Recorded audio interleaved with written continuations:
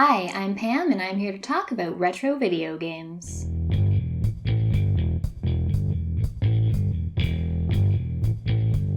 Today I'm continuing on with my favorite games of all time, this time covering numbers 55 to 51. Number 55 is one of only a handful of JRPGs that's exclusive to an Xbox console, and it's one of the last JRPGs that I really enjoyed.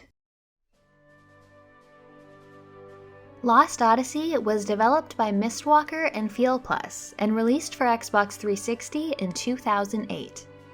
It's a Japanese role-playing game that follows Kaim, an immortal who has lost his memories. Along the way, you team up with other immortals with the same condition, along with some humans, and find yourself in the middle of two warring countries. While some criticize the gameplay as being too old school, it has exactly what I want from a JRPG.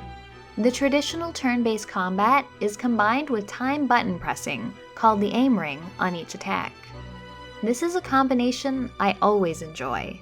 The timing challenge just adds that little something extra to keep the otherwise slower turn-based action engaging, and it adds a different kind of skill element.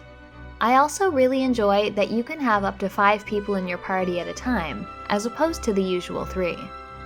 Lost Odyssey is surprisingly emotional, and throughout the game you can unlock some of the immortals' memories, called 1,000 Years of Dreams. These function as little vignettes and give you an idea of who these characters were and what they have loved and lost over the many years they've lived. They're all quite touching and beautiful, and elevate an otherwise fairly standard JRPG storyline. Next is an adventure where you have to use your photojournalism skills to uncover a vast conspiracy. Beyond Good and Evil was developed by Ubisoft and released in 2003, releasing on the PlayStation 2 first.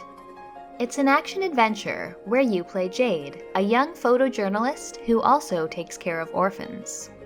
Her planet is under alien attack and martial law, and she joins an underground resistance movement to try to find out exactly what is going on. There's so much that endears me to this game. I love how Jade is both a fighter and a caregiver, and how her job as a photojournalist is used both in the narrative and in the mechanics.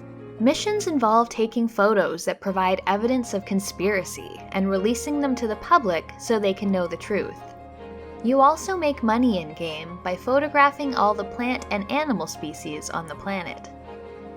Gameplay involves a combination of combat, puzzle solving, and stealth, along with some fun gambling and racing minigames.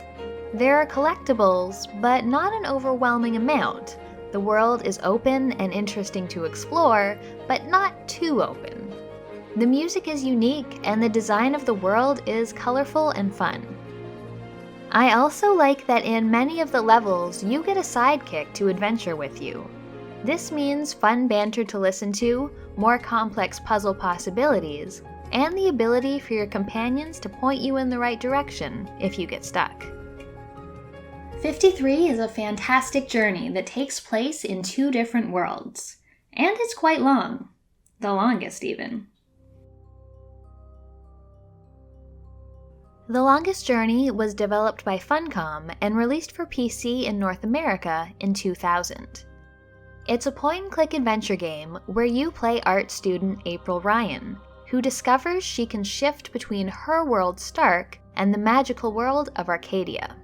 She must restore the balance between these 2 worlds in order to save them both. From the beginning, it's clear this game is something special. After a brief intro, we meet April as she dreams. She's on a cliff overlooking a beautiful landscape bathed in sunlight and finds herself talking to a dragon. This is where she's basically told she's the chosen one. But rather than get right into a world-saving adventure, we get to spend some time with April in her own world. The writing and characters are great and believable. There's the sweet guy from the coffee shop April is crushing on, the arrogant creeper who won't leave her alone, and her best friend, who is lovable but also a bit of a hot mess. The dialogue, of which there is a lot, is well written and in turns funny, touching, and real. It's bolstered by good voice acting, and I even really like the font they use for the subtitles. By the time the game took me to the magical world of Arcadia, that was full of even more interesting characters and puzzles, I was deeply invested. And that was really just the beginning. Next is a recent game about how we face our problems. Do we face them head on, or look for an escape? Firewatch was developed by Campo Santo and released in 2016. It's a first-person narrative exploration game that takes place in 1989 and tells the story of Henry. Henry's a different kind of game protagonist. Middle-aged, overweight, and not particularly heroic, he's taken a job as a fire lookout at Shoshone National Park to escape his problems at home. Firewatch does an amazing job of setting up Henry's backstory while also offering the player a hand in it, using only text in the introduction to the game. We learn of how he met his wife, of their life together, and of her heartbreaking development of early-onset dementia, which kicks off the events of the game. While at Shoshone, the only person to interact with is Henry's supervisor, Delilah, whom you communicate with via walkie-talkie, and who has issues of her own. Throughout the short game, you explore your beautiful surroundings, uncover a mystery, and develop a relationship, the nature of which is somewhat up to you. The dialogue is great and the voice acting superb. I love Firewatch because it tells a unique, mature story. It's ultimately about two very flawed people, and how these flaws and the issues they cause sometimes aren't overcome. You can't always save the day, you don't always get the girl, but the journey is worthwhile. 51 is the beginning of a sci-fi epic, full of tough choices and awesome crewmates. Mass Effect was developed by BioWare and released for Xbox 360 in 2007. It's an action role-playing game that lets you play Commander Shepard and save the galaxy. Mass Effect takes place at a time after humanity has made contact with a number of alien species, all of whom have been around a lot longer than humans. Humanity is trying to get a seat at the galactic community table, and Shepard is considered one of the best and brightest. Throughout the game, you track down a threat to all life in the galaxy, as well as make choices on how to tackle some slightly smaller problems, and get to know your crew. Shepard is one of my favorite characters in all of gaming. She's a complete badass and voiced by the uncomparable Jennifer Hale. Whether your choices are those of a paragon or a renegade, the character always seems well developed and like someone we really get to know. My canon Shepard is a renegade who punches reporters and is more pragmatic than emotional.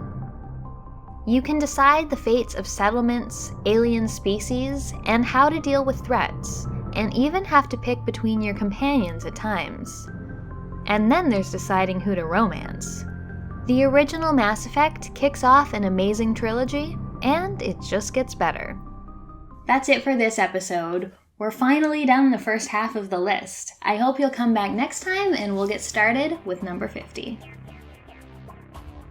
If you missed it, check out the last episode in this series or another one of my videos. I also have a Patreon if you're interested in supporting my channel. Thanks for watching, and I'll see you next time.